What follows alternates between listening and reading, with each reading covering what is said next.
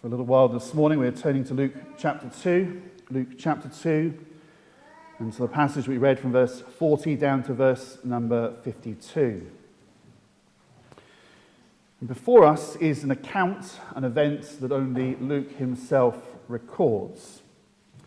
In a similar way, Luke is the only one that would record the precise details of the birth of the Lord Jesus Christ.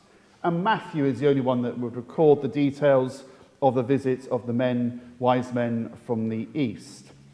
Now, if we were to look at a harmony, when we bring all of the different accounts together to work out what event happened at which point, we would find that what happens in verses 40 to verse 52 happens after the birth, obviously, after the visit of the wise men, after the escape into Egypt, and when Christ was then brought back into Nazareth with his parents. And then there has been that period of time as he's growing up as a child. And he would have been about the age of 12 years old, as we read in verse number 42.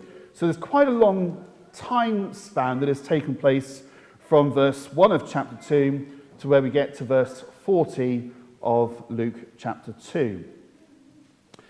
Now, it is to be noted that there very little is said about the early life of the Lord Jesus Christ from the period of his birth right up until he entered into that public ministry. You have, when he was 8 days old, when he's taken to the temple, you have the meeting with Simeon, with Anna. You have this account here of going up to Jerusalem at 12 years old.